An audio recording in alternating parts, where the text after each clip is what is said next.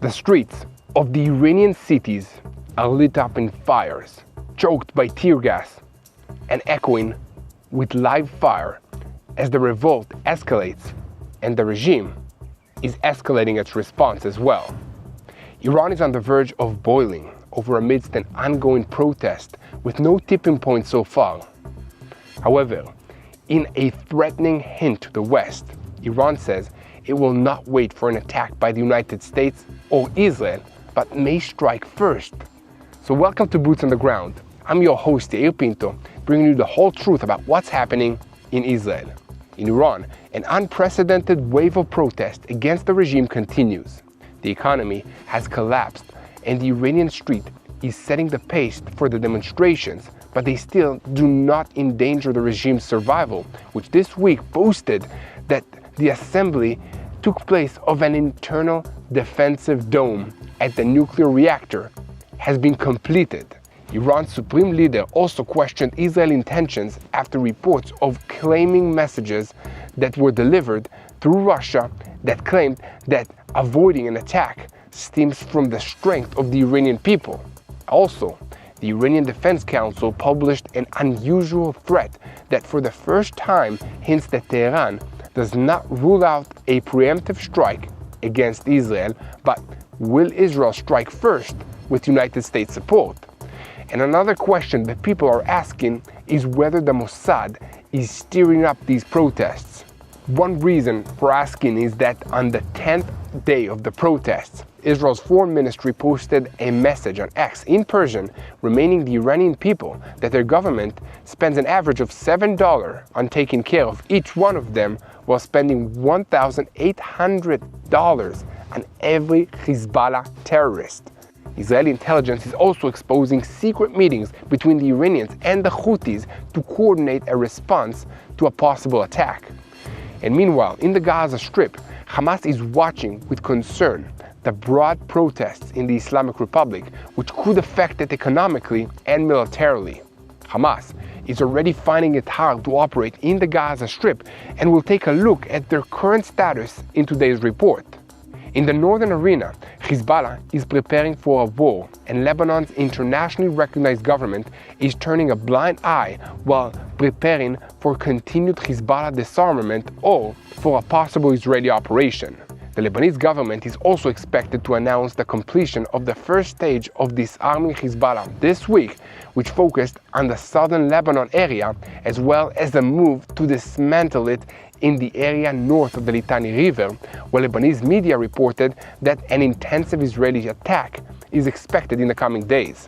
In the IDF, they decided to expose footage from inside a secret Hezbollah base showing Soviet UAVs, drones, which have been converted into cruise missiles. Today, we will take a closer look at the threats from Iran, Lebanon, and Hamas, because the IDF is on the highest alert level for a plan called mowing the grass. But there's also some encouraging news amidst renewed negotiations with the El Julani regime in Syria, and Prime Minister Benjamin Netanyahu declared, "We will protect the security of the Druze community," and confirmed that the talks are taking place with American backing and support. I'm Yair Pinto, and this is your Boots on the Ground report, bringing you the whole truth about what's happening in Israel on day 823 of the war against Hamas, Hezbollah, the Houthis in Yemen, the Shia militias in Iraq, and all the other armed groups in this region operating under the control of the Revolutionary Guards in Iran, which is the head of the crumbling axis of evil in the Middle East.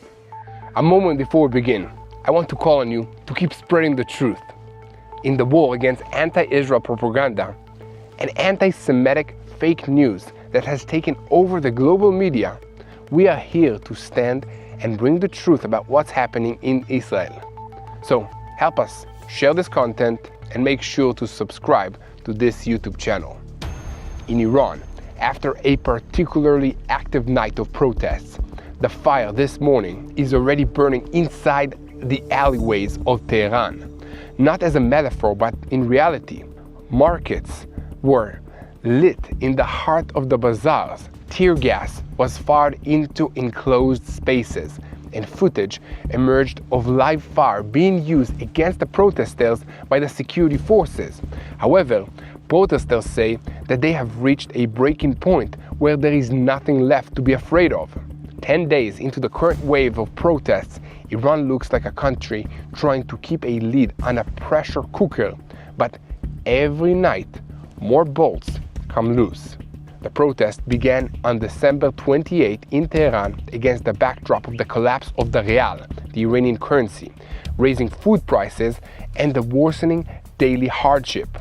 At the first, it was the bazaar merchants, then university students, and then many others took to the streets, mainly in the cities and in the poor periphery areas where unemployment is high and trust in the government is very, very low. Eventually, reports describe demonstrations in at least 78 cities in 27 out of 31 provinces of Iran.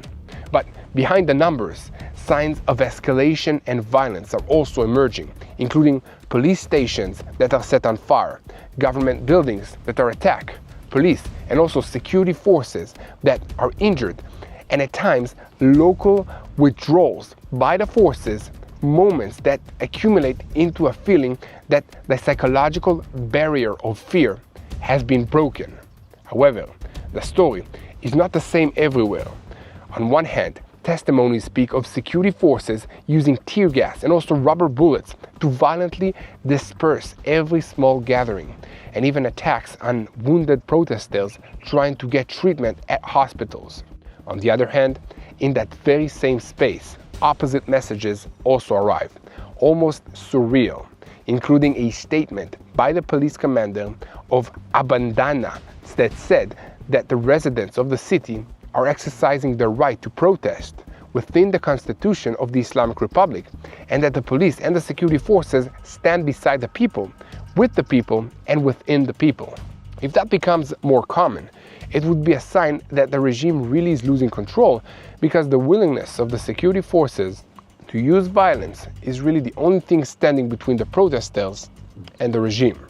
The keys to understand this moment is in extreme economic hardship and the results of the 12-day war against Israel.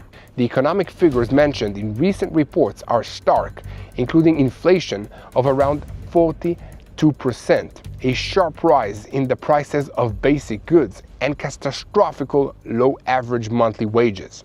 The Iranian government tries to respond to all of this with a move that looks almost like a band-aid on a broken leg, announcing that citizens can receive a monthly payment equal to about $7 worth of credit to purchase products, alongside a policy change in which funds that were earmarked to subsidize imports on the order of about $10 billion a year will be transferred directly to the public. This was presented as an attempt to preserve purchasing power, restrain inflation, and ensure food security. But the protests have already moved beyond the economic issues. Israel's Mossad is aware of all of this and is leaning into these protests with online trolling, trying to drive the Ayatollah regime crazy simply by telling the people the truth about the things that the regime likes to lie about. For instance, on the official Mossad page, in Persian, the latest post that was written said $7 in allowance for every Iranian citizen, $1,800 in monthly salary for every Hezbollah terror member, from the Iranians' money. That's all. This shows how much the regime focuses on developing its proxy forces more than taking care of the Iranian citizens. Whether or not it's because of these relations that the Mossad presented, protesters in Iran have begun to chant slogans including the classic "Neither Gaza nor Lebanon. I will sacrifice my life for Iran." So this is no longer only a protest about the cost of living. It is a direct accusation against the regime's priorities and its investments in foreign arenas at the expense of the citizens, and they need to pay for everything. The protesters are already imagining a governing alternative, even if in the reports themselves it is emphasized again and again that the protest suffers from a lack of unified leadership, fragmented demands, and a lack of an organized political infrastructure capable of translating rage into a revolution. In other words, they might get rid of the regime, but that doesn't mean that they'll replace it with something better. On the other hand, the regime, according to the descriptions, chose at this stage a strategy of containment, including promises to raise the wages, reduce the taxes, and programs to improve the living standards, alongside targeted arrests against those defined as incitement factors, especially in the digital area. In addition, they are carrying out executions without stop, hanging protest leaders from cranes in the city squares in Tehran. The Supreme Leader Ali Khamenei also drew a line saying that an economic protest is legitimate, but violence and disruption of public order will not be accepted. However, above all this is also President Trump's warning to the regime against using massive violence, which according to the reports is being taken seriously by the security forces, which are acting cautiously and avoiding widespread fatalities that could ignite a larger wave of protests, a lesson learned from the events of 2022. But the streets of Tehran are boiling. The region around Iran is heating up as well. Israeli officials are expressing skepticism based on past experiences that the protests will topple the Ayatollah regime in the immediate term, and they also warn of a dangerous miscalculation in which each side becomes convinced that the other is planning a surprise attack and launches a preemptive strike. Therefore, in recent months it was reported that Prime Minister Benjamin Netanyahu relied on Russian President Vladimir Putin to deliver calming messages to Tehran, but the Ayatollahs might not believe it. Khamenei wrote on X recently that the malicious enemy is an unbelievable liar and claimed that the reason for avoiding an attack is the strength of the Iranian people. What do you think about that? Should Khamenei be talking about the strength of the Iranian people when so many of those people are chanting in the streets of Iran about how they want to get rid of this regime? Let me know what you think in the comment section. Now, getting back to Israel's response to these protests, although there are messages being sent that there is no intention to launch strikes at this time, there are other things that are going on. For instance, it was reported this week that the regime ordered military drills using ballistic missiles both to deter Israel and the United States and to project strength internally. At the same time, Iran's Defensive Council, which was established after the 12-day war, published an unusual wording that for the first time hints that it does not see itself limited to a response only after being attacked, but may consider a preemptive strike if there are indications of a threat. In response, Israeli vigilance rose another level following a special security discussion that was held after the Netanyahu-Trump summit in Florida last month. And according to reports, in the security establishment, they are asking out loud what mistake will be made by the regime in Tehran. Will it be mass suppression of the protesters, or moving missile launchers into a readiness posture for attack, or maybe something else? Netanyahu himself warned in the Knesset this week that if we are attacked, the consequences for Iran will be very severe, and he emphasized a sharp line with President Trump against rebuilding the missile industry and against renewing the components in the nuclear program that were damaged in Operation Rising Lion in Iran. And within all of this, Iran continues to project the business-as-usual routine of technological power. For instance, it was reported this week that the assembly of the third ring of the internal defense dome in the reactor structure in the second unit at the Bushehr power station was completed within 4 weeks. This is a double message to the public at home and to the world outside that despite the protests, the regime is advancing, building, and also defending its assets with anti-rocket defensive systems. And here comes the question that you cannot escape. When a regime is under internal pressure, with the street losing fear and a mechanism trying to contain without falling apart, will it choose to tighten the rope inward or throw a match outward in order to unite the public around an enemy? Furthermore, if indications of a threat have already been defined in Tehran as part of the equation, who will stop the next mistake before it ignites not only the bazaar in Tehran, but the entire region? And here at TBN Israel, We will be here to report every detail moving forward, and now we will continue to talk about the arena, Lebanon, as Hezbollah is organizing for war against the Jewish state of Israel. All the signs show that we are on the verge of another explosion in the northern border. So a moment before we continue, I want to call on you to press that subscribe button if you haven't already, so that you stay tuned to the truth in real time and never miss another episode of Boots on the Ground. I also want to talk to you for just a moment about our partner for today's video, because for many Israelis, it's still about balancing reserve duty, work, and family. As when you come home and take off your uniform, life doesn't slow down. I know that from personal experience, as I've come back from reserve duty, trying to be present at home, catch up with work, and still feeling completely drained. So as this new year begins, I made a New Year's resolution, not to do more, but to take better care of my health so that I can actually show up for the people who depend on me. And that's a decision that any of us can be making this year. That's why I started using Vinya. It's an Israeli supplement made from red grape cells that helps support healthy blood flow to the heart, brain, and muscles. For me, that meant better focus, steadier energy, and fewer days of feeling foggy or burnt out. I started using Vinya during my reserve duty, and I'm still taking it today. So if you're thinking about the New Year's resolution that you can actually keep, taking care of your health is a good place to start. So you can learn more about Vinya at vinyatbnisrael.com or call 800-638-1944. So faith helped me stay grounded, and Vinya helped me keep up. And now we're getting back into the news and switching our focus to the northern arena. In southern Lebanon, the situation between the IDF and Hezbollah does not look like a ceasefire, but rather an endless chase. Planes are in the air, evacuation warnings in Arabic fly through the internet, and targets are being remarked the moment Hezbollah tries to raise its hand. Just this week, the IDF struck in the village of Dunin, with reports of 2 fatalities in the strike that targeted a hangar surrounding vehicles and work tools. In the village of Khir Bet Shelem, the IDF announced that it struck Hezbollah terrorists, while in the industrial zone in Sidon, a 3-story building was reportedly completely destroyed.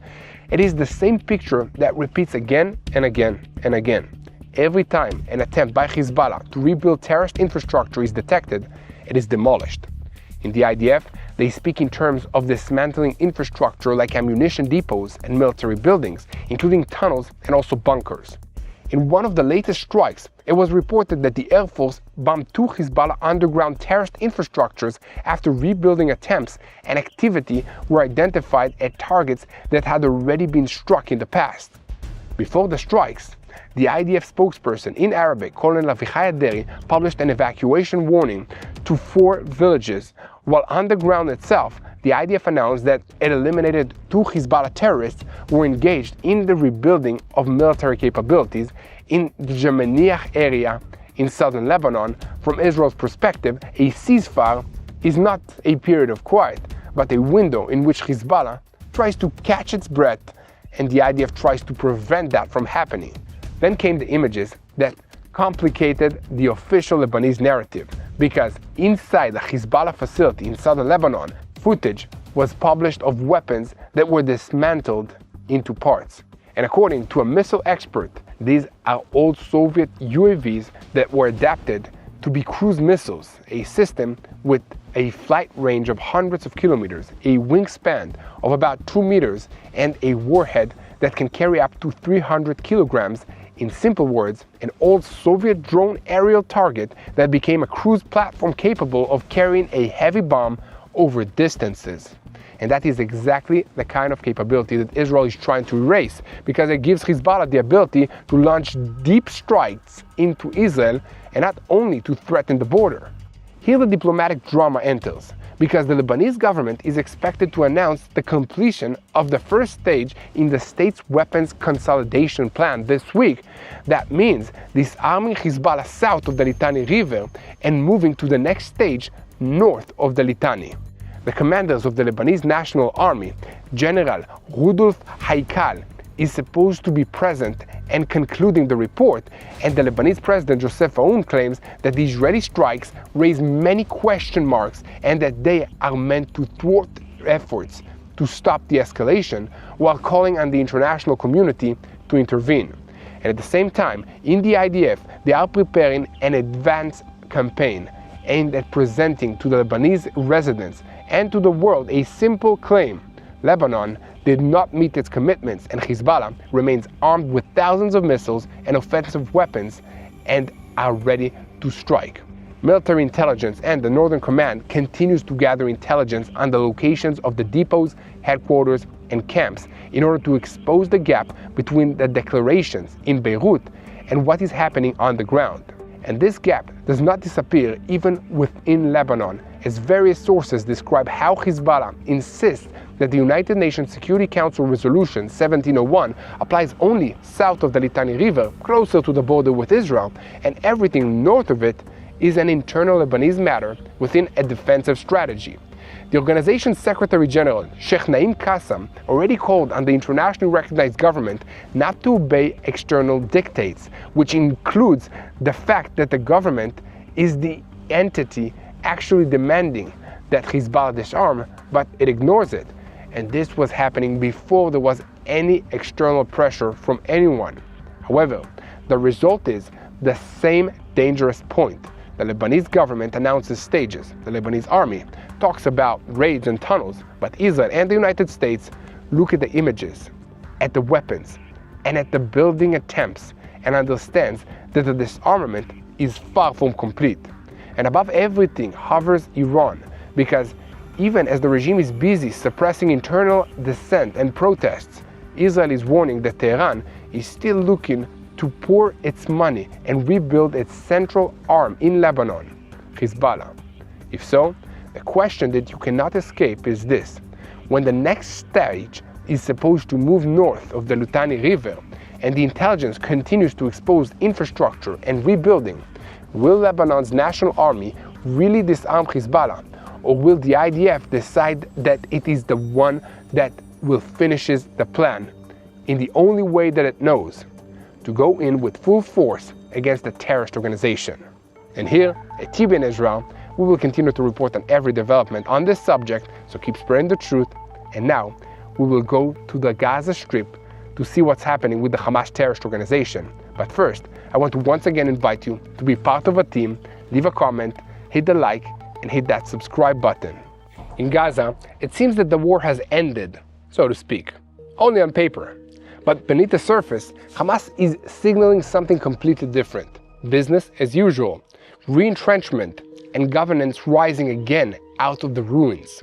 At the same time, the organization is closely watching what is happening inside Iran, because that is the last place still capable of supplying it with oxygen, even if limited, while the rest of the Arab states signal that they prefer to follow the Trump line and not get entangled with Washington or with Israel, which is now perceived as holding unprecedented freedom of action. The picture emerging from the last few weeks is of Hamas being operationally choked inside the Gaza Strip and in Judea and Samaria while searching for dangerous openings in alternative targets. In Israel, it was assessed that Lebanon has become a central target for Hamas development and deployment of new troops, and against the backdrop of Hezbollah's weakening in the south of the country. However, the IDF has also demonstrated that its ability to strike there freely has never been so good, and is striking Hezbollah targets on almost a daily basis.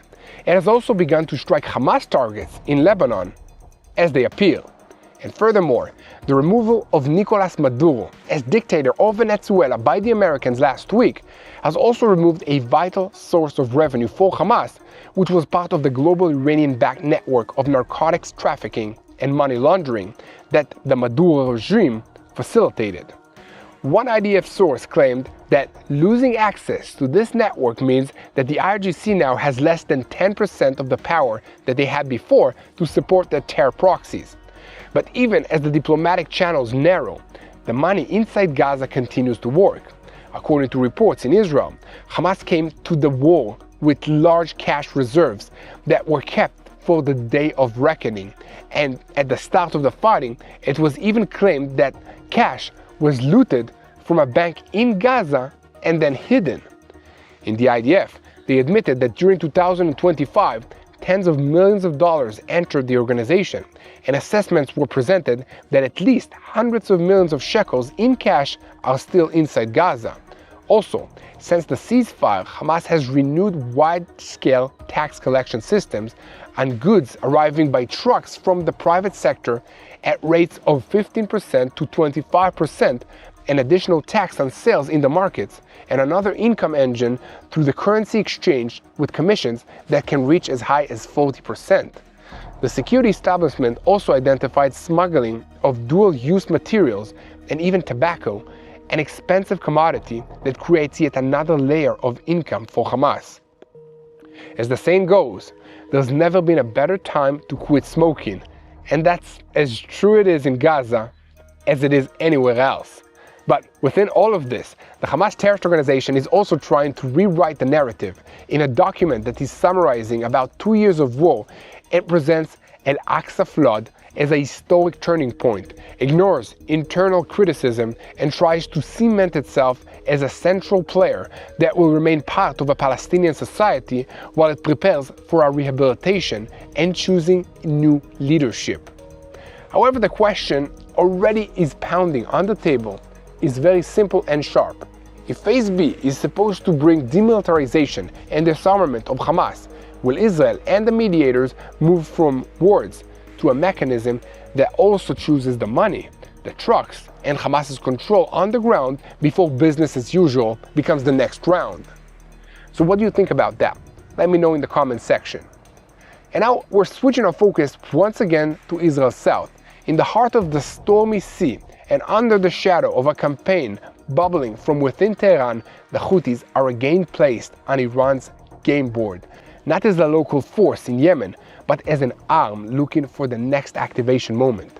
According to security sources in Yemen that quoted in a report the Arem News, in the past 2 weeks, high-level coordination was been talking between commanders in the Quds force of the Revolutionary Guards and prominent leaders in the Houthi terrorist organization in Yemen in a series of secret meetings that were held in the United Arab Emirates.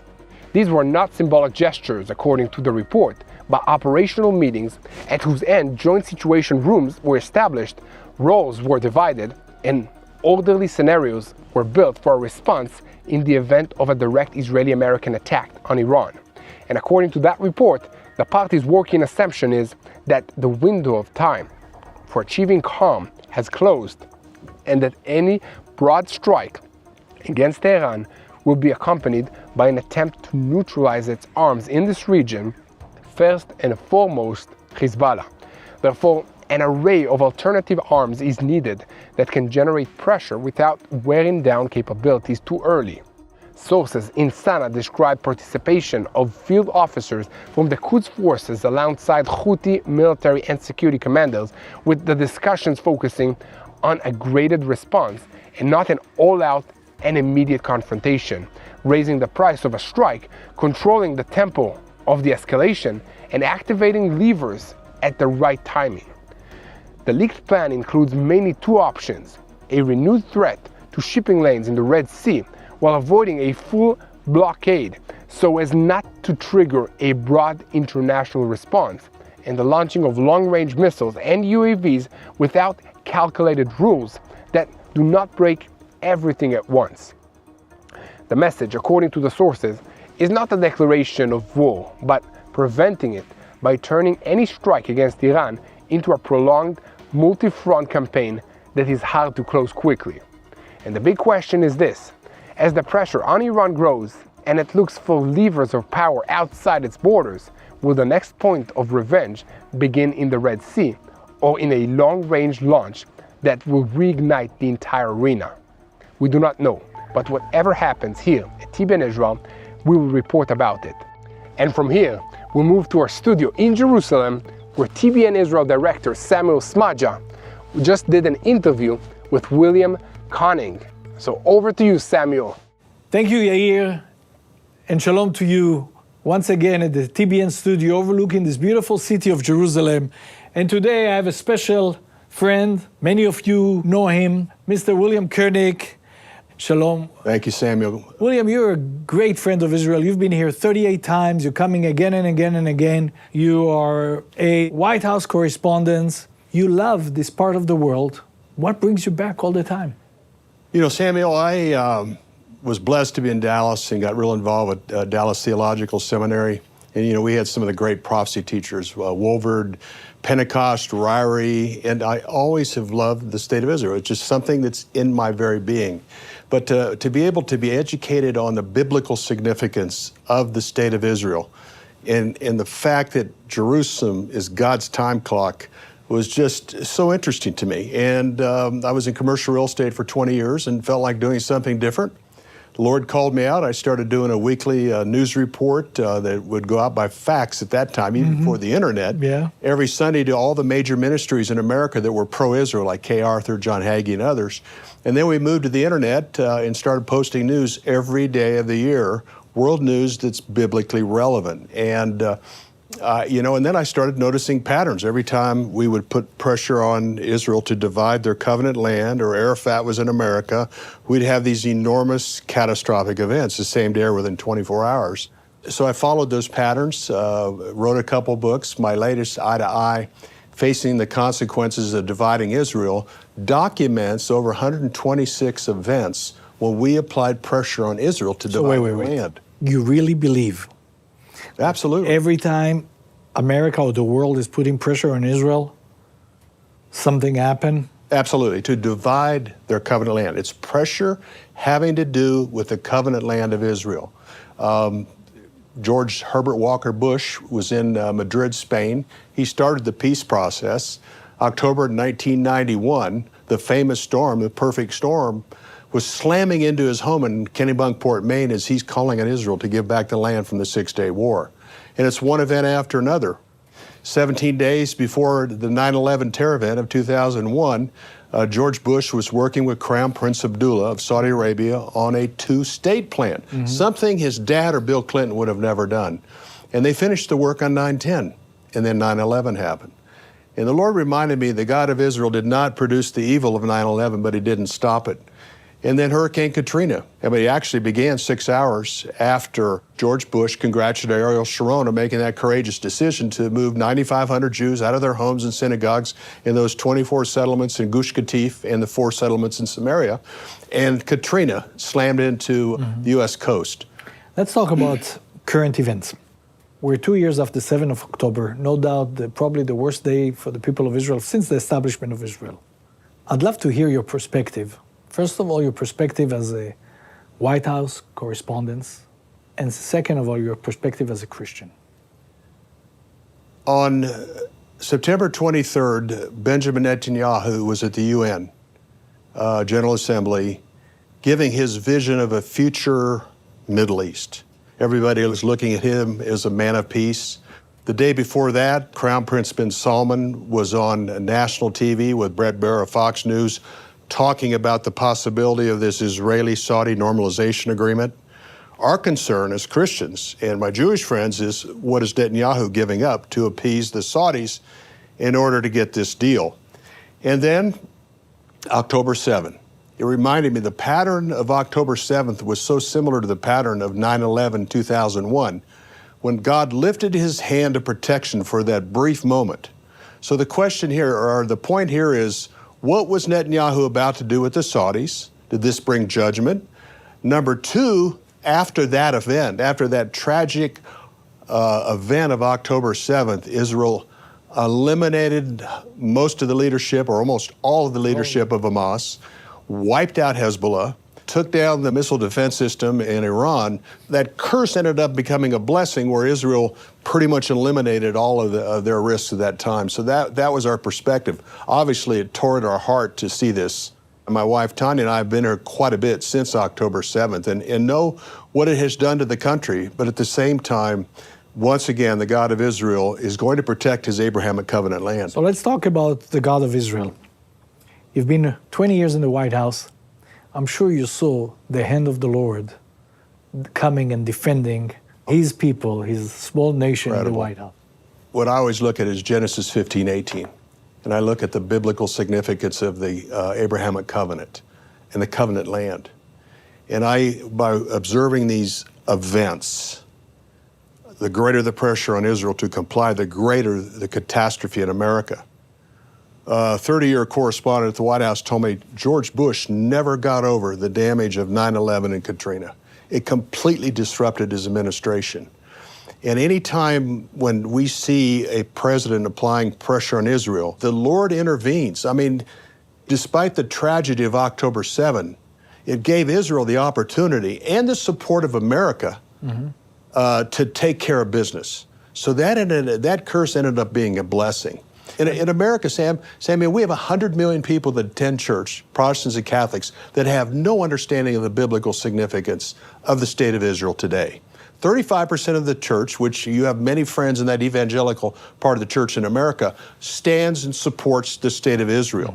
What this has done, the blessing for Israel, it's wakened up the evangelical part of the church, and at the same time, the Jewish residents of Israel now fully understand it's not all Christians that were against us in the Holocaust. The evangelicals are special. And I've had businessmen and people here in Israel say, we don't know where we would be if we didn't have that strong support of the evangelical community. And Sammy, you know that firsthand.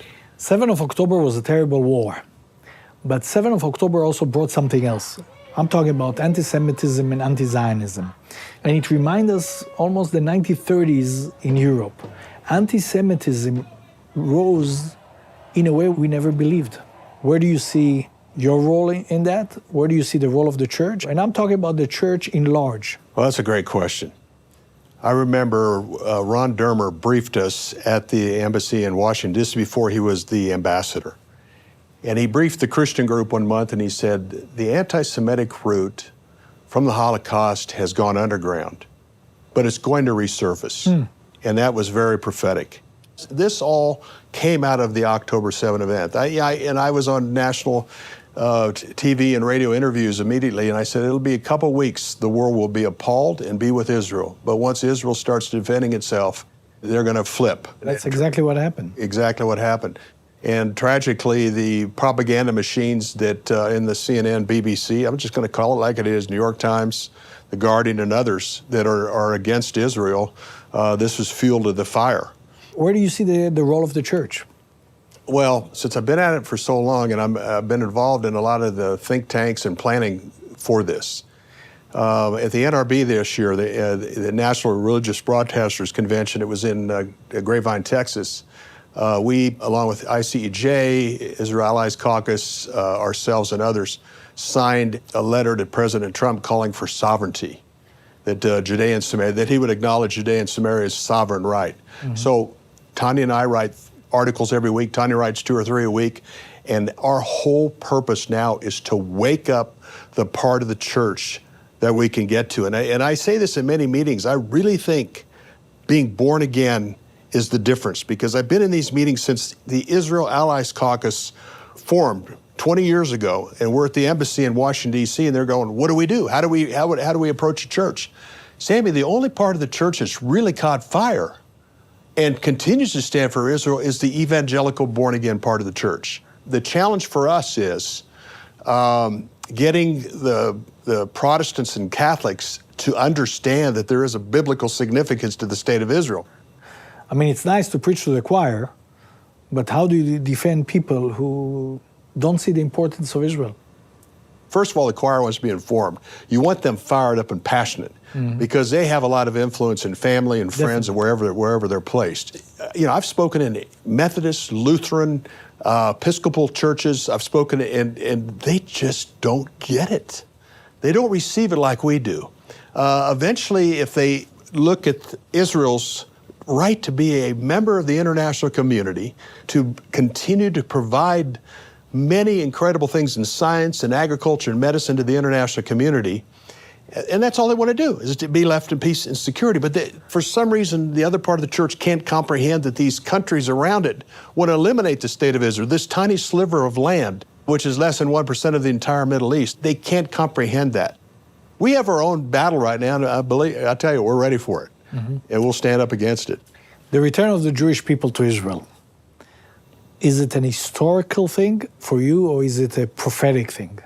This is prophetic fulfillment, and at the same time, an opportunity for us, Amma, which you can certainly relate to and have incredible experience with, is the importance of Christians and Jews working together. Our relationship with the Jewish people today is stronger than ever before, and we're in lockstep on a lot of things that matter. And what matters is what the Word of God says about this day and about the covenant land of Israel. Mm-hmm. And when we talk about Aliyah and when we talk about the covenant, I think it's an opportunity to say thank you to Donald Trump on declaring Jerusalem as the capital of Israel. Yeah, it's enormous. And I think the sovereignty over the Golan Heights. You know, there were so many people, as you know, that were saying, don't do it. Even former Secretary of State Kerry said, oh, it's going to break loose. The whole Middle East, the whole world's going to break loose. He did it. He courageously did it. And we give him a tremendous amount of credit for making that significant change. What advice you would give a leader who's willing to have peace and pay for the peace with dividing Israel? It's not going to work. And I will say that till the last day the Lord gives me an opportunity to be on this planet. You know, after the 7th of October, I think 80% of the Israelis are not talking about land for peace anymore. That's right. But Israelis are peace seekers. They're not getting up in the morning and looking for the next war. Your opinion? I was sitting in the White House with some of my Israeli press friends in the first White House press conference with Netanyahu and Trump. And when Trump says we're going to own Gaza, I mean, everybody's going, did we hear this right? And then he put out on his social network, he and Netanyahu sitting in beach chairs in front of Trump Gaza. He has a sense of humor. He has a sense of humor, but the bottom line, Samuel, Gaza is covenant land. Mm-hmm. And so you're going to see some pretty cantankerous and difficult times over that covenant land. Our Lord, our God, you talk about touching his land, you can feel the collective fury or fire of the God of Israel. And he loves the Jewish people. They are his chosen, and he will continue to pursue them. Amen. We know the Bible from beginning to end. We're living in that time. There are people watching us from all over the world. You're sitting here in Jerusalem, the city that you so much love, the city that your wife and you are praying again and again all the time. Do you have a message for the people around the world from Jerusalem? We are living in the most significant time in biblical history. An honor and a privilege. Mm-hmm. Whenever I speak to audiences in America, around the world, I say, emphasize Jerusalem, God's time clock, and this is an opportunity as believers to talk about Yeshua, to pray for those in your family that don't know Yeshua, point to the time clock Israel, and point people to the scriptures. Mr. William Koenig, what a great joy. Thank you for your love for Israel. Thank you for standing so bold for the truth, standing with the Word of God. Thank you. Thank you, Sam, and a blessing to be with you here in Jerusalem. And to you, our friends, shalom from Jerusalem, and please keep praying for the peace of Jerusalem, and please keep standing bold for the truth wherever you are. And back to you, Yair. So keep spreading the truth, share, follow us, and most importantly, remember, this is a spiritual war. And how do you fight a spiritual war? You pray. That's uniting prayer for wisdom to our leaders, for our soldiers, and also for our enemies. Not for them to succeed in their plans, but for them to have a change of heart, to receive God into their heart, and start loving on the people of Israel, and aspiring for peace and prosperity together. Hello, this is Mati here in Jerusalem with TBN Israel. This is Yair Pinto from TBN Israel here in Jerusalem. TBN Israel is keeping viewers informed with Israel-focused news, culture, and what God is doing in this land. Support TBN Israel today online at tbn.org/Israel. Thank you.